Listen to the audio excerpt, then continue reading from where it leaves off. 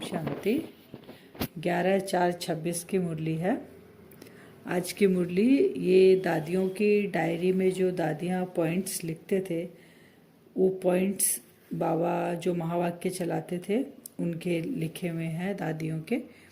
तो आज वो मुरली है। तो अंतर्मुखी बच्चे बच्चे ज्ञान रूप अवस्था में रहकर इन महावाक्यों को धारण करो, तब अपना व अन्य आत्माओं का कल्याण कर सकेंगे। मेन टॉपिक दादियाँ की डायरी में ये था कि अंतर्मुखी रहेंगे, अपने को आत्मा समझेंगे, तभी जाके महावाक्यों को हम धारण कर सकेंगे। तो प्रश्न है, सर्वोत्तम सच्ची सर्विस कौन सी है? यथार्थ सर्विस का सूक्ष्म और महीन राज क्या है? जब किसी से कोई भूल होती है तो उसे सावधान करने के साथ सूक्ष्म रीति से अपनी योग शक्ति उन तक पहुंचाकर उनके अशुद्ध संकल्पों को भस्म करना, यही सर्वोत्तम सच्ची सर्विस है। कौन सी सर्विस कहा? जिन आत्माओं में अपना पावर नहीं है, उन आत्माओं को हम अपना योग का दान देकर और उस अशुद्ध को शुद्ध में परिवर्तन करेंगे, वो सच्ची सेवा है। साथ साथ अपने ऊपर भी अटेंशन देना, कभी उनकी सेवा में लग जाए और खुद पे अटेंशन भूल जाए, क्योंकि जमा का खाता हमारा स्टॉक भी होना चाहिए हमारे पास। तो मनसा में भी कोई अशुद्ध संकल्प उत्पन्न न हो, इसमें खुद भी सावधान रहना और दूसरों प्रति ऐसे दिव्य सर्विस करना। हर एक पुरुषार्थी बच्चे को पहले अवस्था अवश्य धारण करनी है, क्योंकि जो भी महावाक्य सम्मुख सुने जाते हैं, अगर उसे गहराई में जाकर ग्रहण नहीं करते, सिर्फ उन महावाक्यों को सुनकर रिपीट कर देते हैं जो बाबा मुरली चलाते हैं महावाक्य बाबा के। अगर खाली महावाक्य सुने और रिपीट कर दिए, तो वही दादियाँ क्लियर कर रही हैं कि वह महावाक्य केवल रिपीट करते हैं, वह महावाक्य वाक्य हो जाते हैं, महावाक्य से साधारण वाक्य रह जाएंगे, क्योंकि हम धारण नहीं कर रहे हैं ना।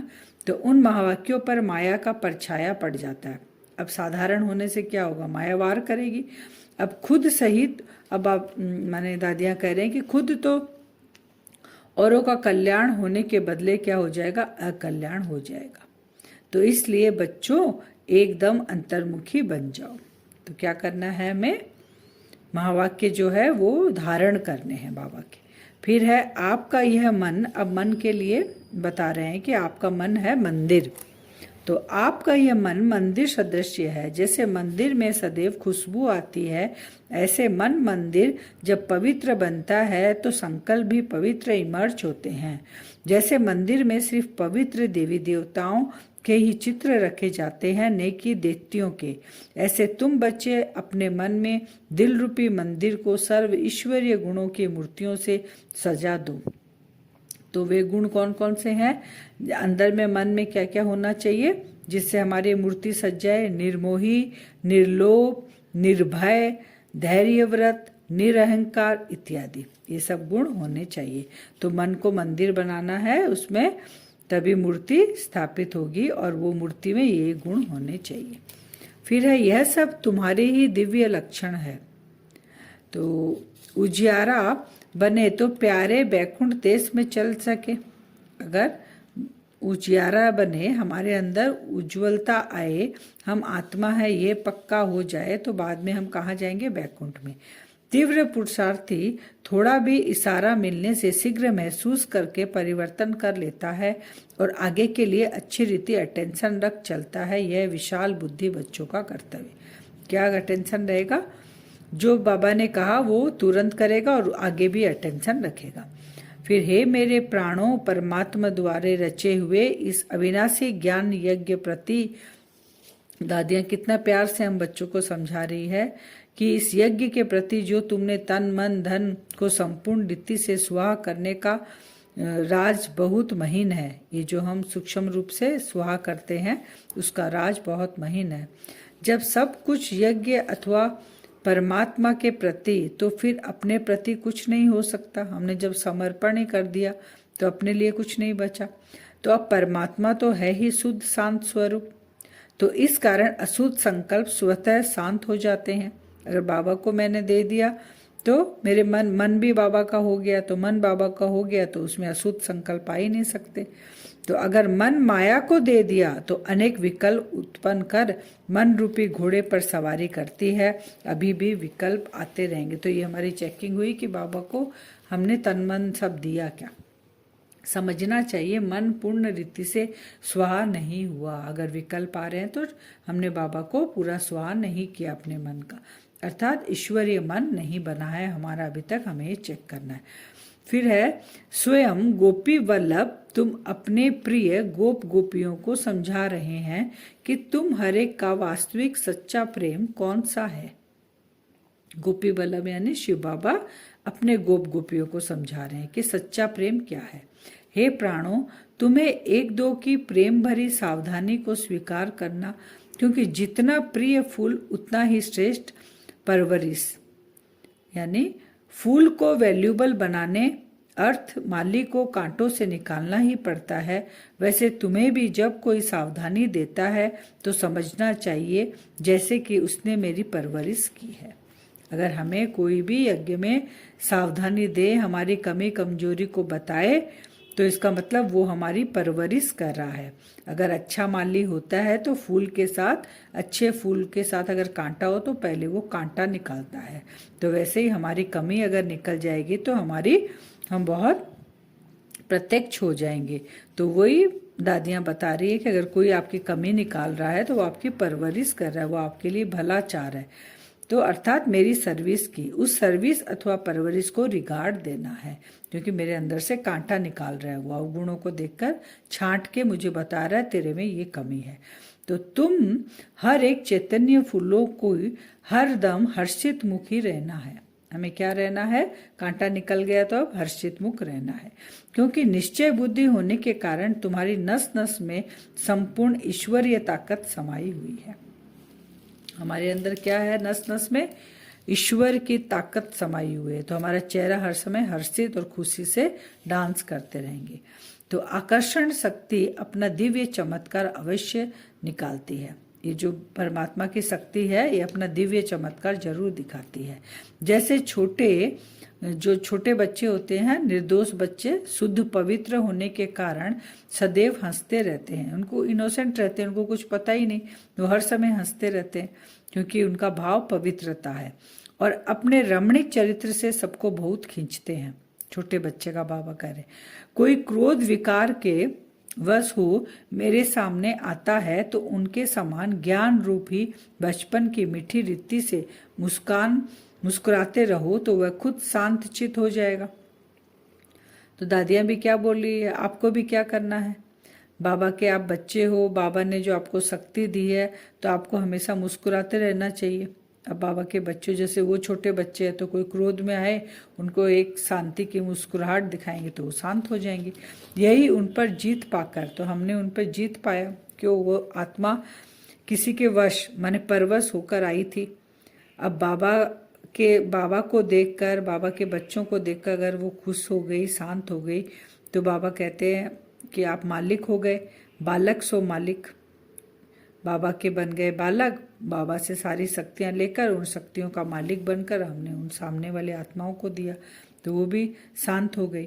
तो ईश्वर जैसे संपूर्ण ज्ञान रूप वैसे फिर संपूर्ण प्रेम रूप भी है।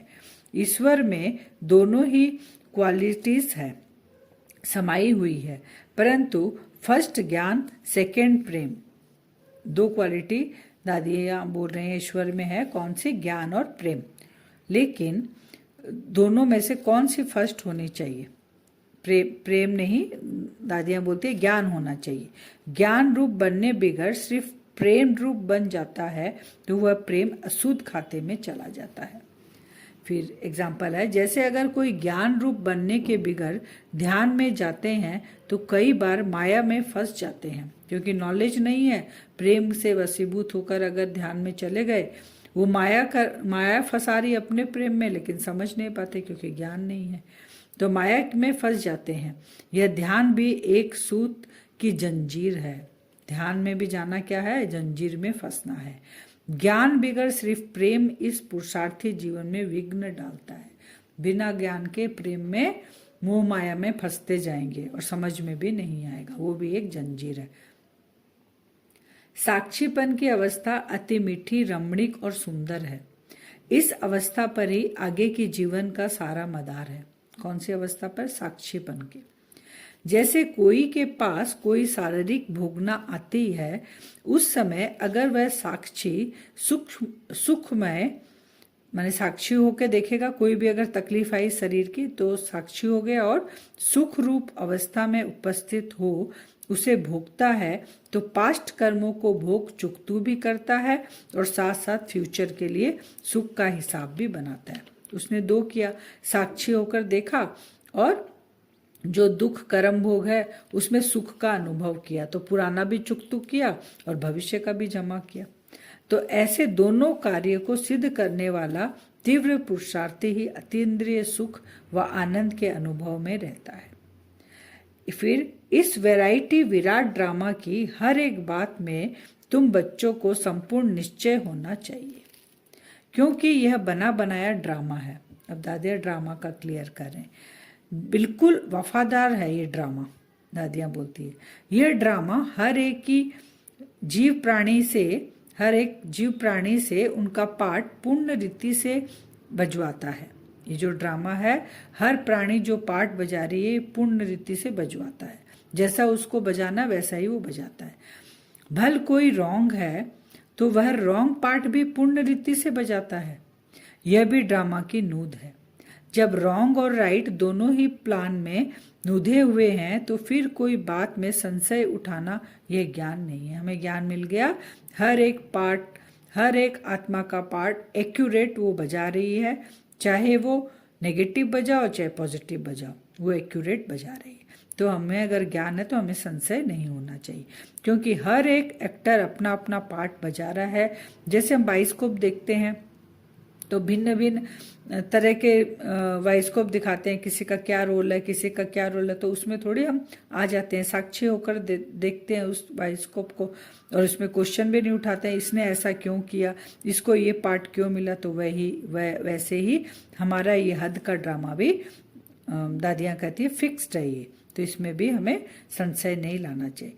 अपने लक्ष्य स्वरूप की स्मृति से शांत चित्त और भिन्नी चित्त, धैर्य व्रत, मिठास, शीतलता इत्यादि सर्व देव्य गुण इमर्ज रहने चाहिए। धैर्य व्रत अवस्था करने का मुख्य फाउंडेशन है वेट करना है एंड सी। अगर धैर्यता धारण करनी है तो इसमें दो चीज पक्का करना है, वेट करना है और एंड सी देखना है और वेट करना है, बोलना नहीं जल्दी से। जब तक कोई भी राज सुनने का समय समीप आवे तब तक धैर्यव्रत गुण की धारणा करनी है। इस ही धैर्यव्रत अवस्था में सारा कर्तव्य संपूर्ण रीति से सिद्ध होता है। यह गुण निश्चय से बांधा हुआ है। ऐसे निश्चय बुद्धि साक्षी दृष्टा ही हर खेल की हर्षित चेहरे से देखते आंतरिक धैर्यता और अडोल चित रहते, यही ज्ञान की परिपक्व अवस्था है। धैर्यता माने जब जिस समय बोलना है उसी समय बोलना, नहीं तो धैर्य व्रत होकर और उसको धारण कर उस बात को और चुप रहना है। ये कौन कर सकता है? जिसके अंदर निश्चय बुद्धि होगा और जो साक्षी दृष्टा होगा वही ये कर सकता है। फिर है कि जैसे नाटक में एक्टर को अपना मिला हुआ पार्ट पूर्ण बजाने अर्थ आगे से ही रिहर्सल करनी पड़ती है, वैसे तुम प्रिय फूलों को भी आने वाली भारी परीक्षाओं में योग बल द्वारा पास होने के लिए आगे से ही रिहर्सल अवश्य करनी है। लेकिन बहुत समय से लेकर अगर यह पुरुषार्थ किया हुआ नहीं होगा तो उस समय घबराहट में फेल हो जाएंगे। इसलिए पहला अपना ईश्वरीय फाउंडेशन पक्का रख देवीय गुणधारी बन जाना है। कोई भी चीज अचानक हम नहीं कर सकते हैं, इसके लिए हमें योग का बल जमा करना पड़ेगा, पुरुषार्थ करना पड़ेगा और रिहर्सल करनी पड़ेगी बार बार। फिर ज्ञान स्वरूप स्थिति में स्थित रहने से स्वतः शांत रूप अवस्था हो जाती है। जब ज्ञानी तो आत्मा बच्चे इकट्ठे बैठकर मुरली सुनते हैं तो चारों तरफ शांति का वायुमंडल बन जाता है। क्योंकि वे कुछ भी महावाक्य सुनते हैं तो आंतरिक डीप चले जाते हैं। डीप जाने के कारण आंतरिक उनको शांति की मीठी महसूसता होती है और वही वाइब्रेशन चारों ओर फैलता है। फिर है आज का वरदान, एक ही रास्ता और एक से रिश्ता रखने वाले संपूर्ण फरिश्ता भव है। रास्ता भी एक, रिश्ता भी एक, वही फरिश्ता बनेगा। निराकार व साकार रूप से बुद्धि का संग व रिश्ता एक बाप से पक्का हो तो फरिश्ता बन जाएंगे। जिनके सर्व संबंध व सर्व रिश्ते एक के साथ है वही सदा फरिश्ते हैं। जैसे गवर्नमेंट रास्ते में बोर्ड लगा देती है कि यह रास्ता ब्लॉक है, ऐसे सब रास्ते ब्लॉक कर दो तो बुद्धि का भटकना छूट जाएगा। स्लोगन है, सदा सेवा के उमंग उत्साह में रहना यही माया से सेफ्टी का साधन है। उमंग उत्साह रहा तो माया नहीं आएगी। अव्यक्त इशारे, महान बनने के लिए मधुरता और नम्रता का गुण धारण करो। आपका बोल और स्वरूप दोनों साथ साथ हो। बोल स्पष्ट भी हो, उसमें स्नेह भी हो, नम्रता और मधुरता भी हो, सत्यता भी हो, लेकिन स्वरूप की नम्रता भी हो। इस रूप से बाप को प्रत्यक्ष कर सकेंगे। निर्भय हो लेकिन बोल मर्यादा के अंदर हो। जब इन दोनों बातों का बैलेंस हो तब कमाल कर दिखाएंगे। क्या रहना है हमें? मधुर बोल बोलना है, नम्रता वाला बोलना है, स्नेह सत्यता वाला बोलना है और मर्यादा में रहकर बोलना है। ये बैलेंस हमको करना है। अब हम वरदान से योग करेंगे 2 मिनट। अपने आप को देखें, भ्रकुटी सिंहासन पे मैं आत्मा चमक रही हूं। आज बाबा के साथ सर्व संबंध हमारे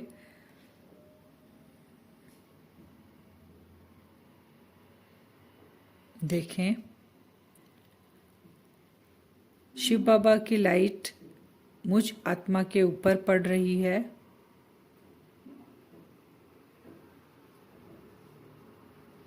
और बाबा से हम अनुभव करते हैं वो सारे रिश्ते जिन जिन रिश्तों के साथ हम हद में जुड़े हुए हैं, अब वो सारे रिश्ते हम बाबा के साथ अपना संबंध जोड़ेंगे ताकि वो हद के रिश्ते, लौकिक रिश्ते हमें लास्ट समय में अपनी ओर खींचे नहीं। विजुअलाइज करते रहेंगे अपने आप को, अपना असली स्वरूप, बिंदु स्वरूप आत्मा। बाबा की पावरफुल लाइट मुझ आत्मा पर पड़ रही है। विजुअलाइज करें, अनुभव करें, बाबा मेरा पिता है। पिता से मुझ आत्मा को क्या चाहिए? हद में जैसे हम पिता से पालना लेते हैं, पिता का प्यार मिलता है, पिता की प्रॉपर्टी मिलती है, वही अनुभव करें आत्मा के अंदर। बाबा के पास जो गुण खजाने वो भरपूर होते जा रहे हैं। मैं आत्मा और शिव बाबा का बच्चा हूँ, वो मेरे पिता हैं। बाबा मुझ आत्मा की पालना कर रहे हैं।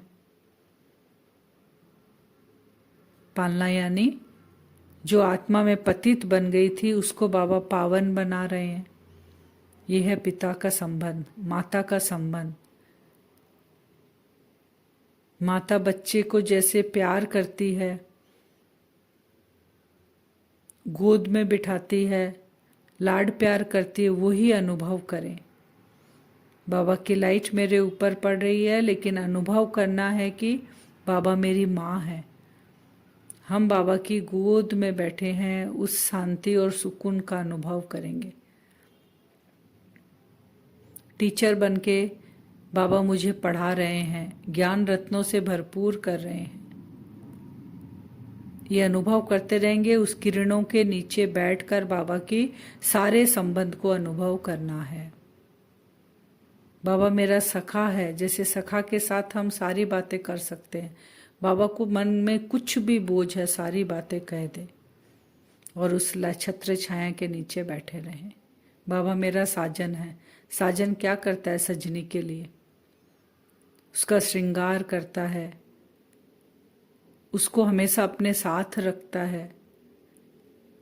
तो वैसा ही अनुभव करें, मैं सदा बाबा के साथ हूँ, बाबा सदा मेरे साथ है, शिव साजन सदा मेरे साथ है, मैं शिव शक्ति हूँ, वो अनुभव करें।